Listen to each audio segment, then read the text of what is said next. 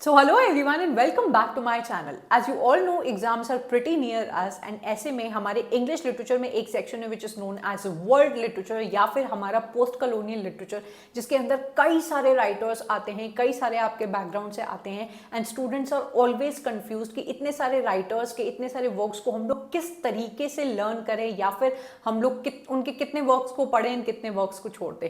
Through this particular series I am helping you out and I am letting you know all the important writers which belong to different sections of our post colonial section या फिर हमारे world literature में, and I'm telling you only the most important works जिससे आपके exams में questions पूछे जाते हैं, उनके अलावा इनसे कोई और क्वेश्चन नहीं पूछा जाता है. So it will become very very easy for you. आपकी जर्नी बहुत आसान हो जाएगी जब आपको उन राइटर्स की एक लिस्ट मिल जाती है एंड उनके इंपॉर्टेंट वर्क्स पता चल जाते हैं, उनको आप कर लेते हैं and you are sorted for world literature या फिर हमारे पोस्ट कॉलोनियल लिटरेचर. आज के हमारे वीडियो में we are specifically going to deal with African American writers.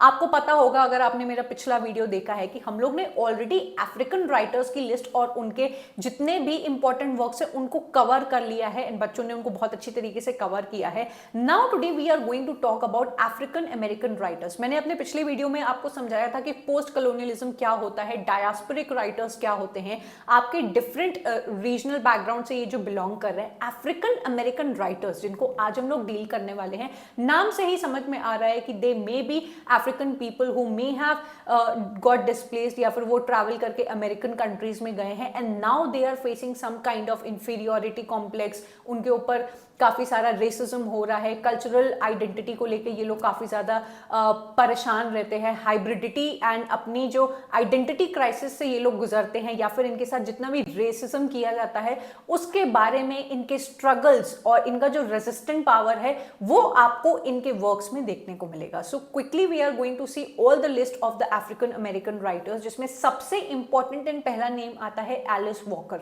Now you have to understand, ये जो लिस्ट आपको दिखाई दे रही है वो आपके ओवर द ईयर्स जो एग्जाम पूछे गए हैं उसकी फ्रीक्वेंसी के अकॉर्डिंग मैंने ये लिस्ट आपकी तैयार की है. मतलब कि एलिस वॉकर से आज तक के अफ्रीकन अमेरिकन राइटर्स में से सबसे ज्यादा क्वेश्चंस पूछे गए हैं, उस हिसाब से ये लिस्ट बनी हुई है. Then we have Toni Morrison, Ralph Ellison, Zora Neale Hurston, Amiri Baraka, Richard Wright, Maya Angelou, James Baldwin, W.E.B. Du Bois. इन सबके मैं इंपॉर्टेंट वर्क्स आपको बताने वाली हूं एंड आपको एक बोलते हैं ना कि आपको एक पॉइंट ऑफ व्यू मिलेगा कि आपको इन राइटर्स को किस तरीके से करना है, कम से कम टाइम में मैक्सिमम प्रॉफिट आपका निकलने वाला है.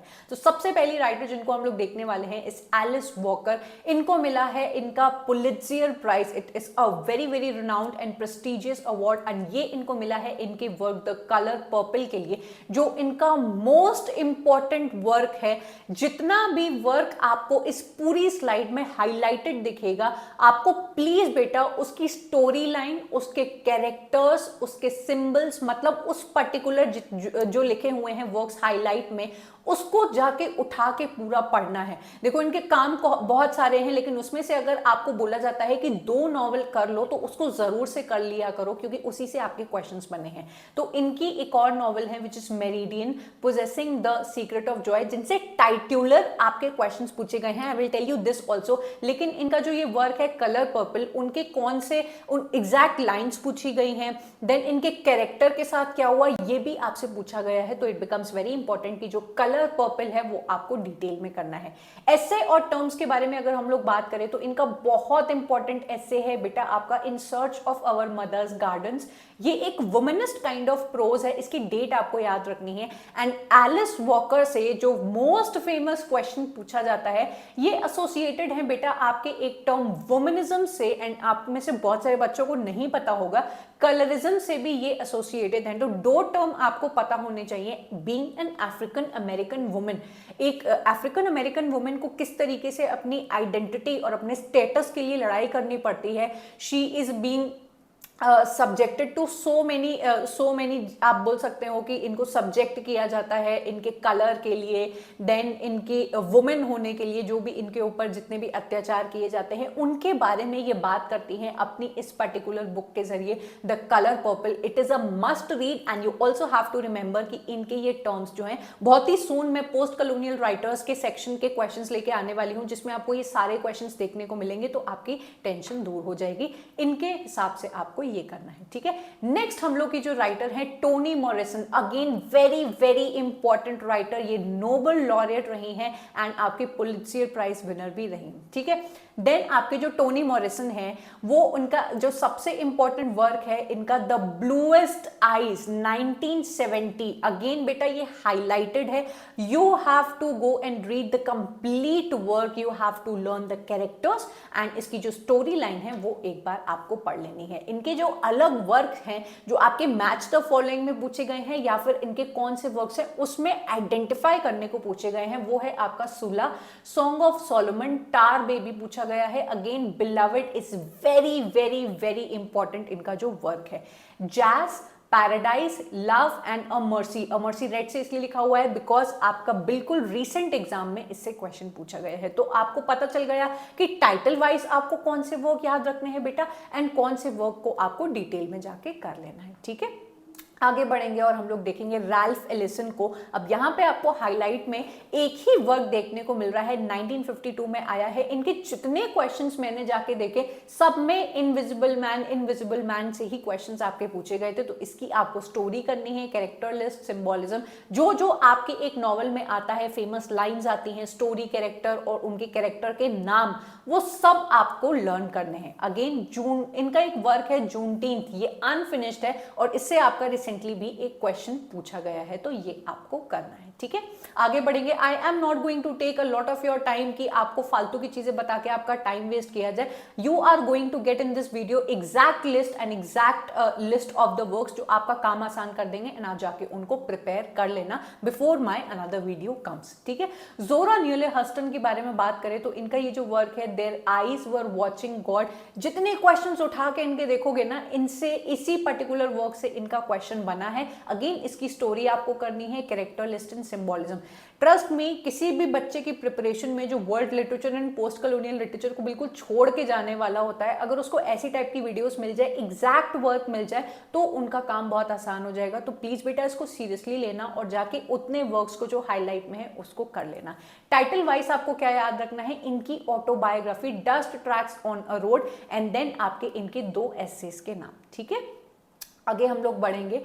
देन नेक्स्ट हमारे जो राइटर हैं वो है Amiri Baraka. Now very very important thing, आप इनके काम को याद रखो ना रखो, you have to keep this in mind कि ये ब्लैक आर्ट्स मूवमेंट को लीड कर रहे थे। बहुत इंपॉर्टेंट राइटर हैं आपके ब्लैक आर्ट्स मूवमेंट के। ये जो आपका ब्लैक आर्ट्स मूवमेंट है, मैंने लिटरेरी मूवमेंट्स में भी डिस्कस किया हुआ है, एक टाइप का मूवमेंट था जहां पे जितने भी आपके अफ्रीकन अमेरिकन राइटर्स थे were trying to find an identity for themselves among the American era.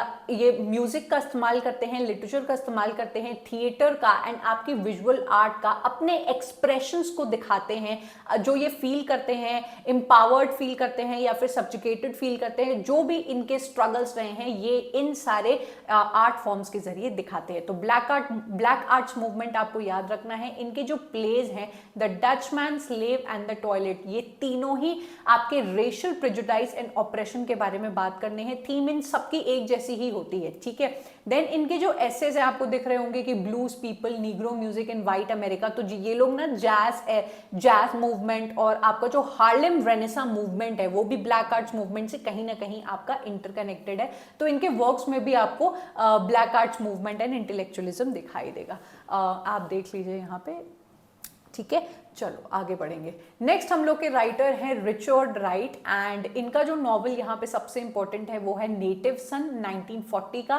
Then American hunger जो इनका वर्क है, इनसे भी आपसे क्वेश्चन पूछा गया है, ये पोस्टमसली आपका पब्लिश हुआ था। बीच में जो वर्क लिखा है ब्लैक बॉय, वो भी इनका टाइटुलर वर्क है जिनसे title wise questions match the following में आए हैं। शॉर्ट स्टोरी जो इनकी है अंकल टॉम्स चिल्ड्रन, इससे भी आपका क्वेश्चन पूछा गया है, तो ये शॉर्ट स्टोरी है, इसको जाके पढ़ लेना। बाकी इनके ये दोनों ऐसे बन जाते हैं, ठीक है।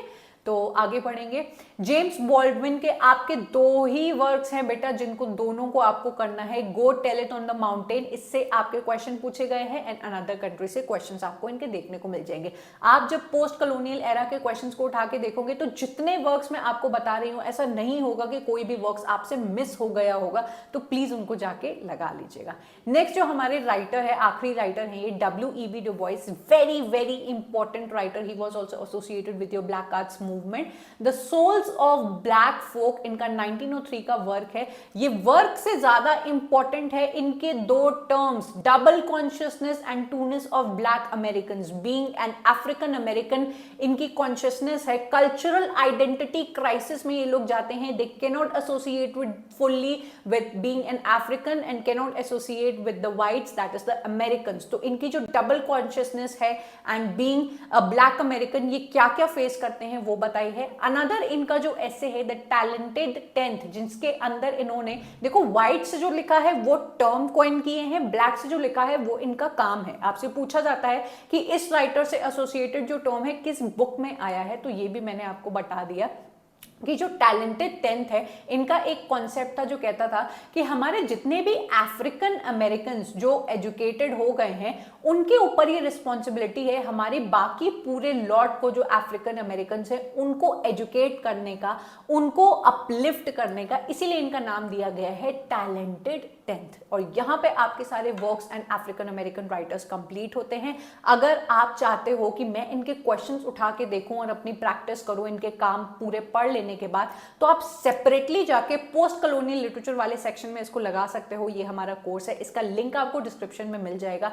राइट नाउ इस पे ऑफर भी चल रहा है, तो आपको जरूर से ये अवेल करना चाहिए। आप लोग बहुत नजदीक हो अपने एग्जाम के, एंड आई एम श्योर कि आप लोग सेक्शन वाइज PYQs लगाना चाहोगे। अगर आप इसका फ्री डेमो चाहते हो तो आप मेरा टेलीग्राम ग्रुप ज्वाइन कर लीजिए, वहां पे बच्चों को इसका फ्री डेमो भी मिलता है। एंड अगर आप इसको सेक्शन वाइज लगाना चाहते हैं तो आप यहाँ पे दिए गए नंबर पे क्लिक कर सकते हैं, या फिर नीचे डिस्क्रिप्शन में लिंक दिया हुआ है, डायरेक्टली क्लिक करके इसको अवेल कर सकते हैं। So up till then I am going to take your leave. आप इस वीडियो आपको कितना ज्यादा हेल्प करता है ये फीडबैक के जरिए जरूर कमेंट करके बताइएगा। एंड नेक्स्ट वीडियो जब तक आपके लिए आए, कोई और ऐसा जो टर्म है, कोई और ऐसा आपका सेक्शन है जो आप समझना चाहते हो, वो भी आप कमेंट करके जा सकते हो। आई होप आप अपनी प्रिपरेशन को इतने सिस्टमैटिक तरीके से जैसे आपकी हेल्प हो रही है उसको आप अपने पढ़ाई में उतारते हो एंड अपने लिए मैक्सिमम प्रॉफिट लेते हो। So I am going to take your leave, I am going to meet you up next in yet another video. Bye.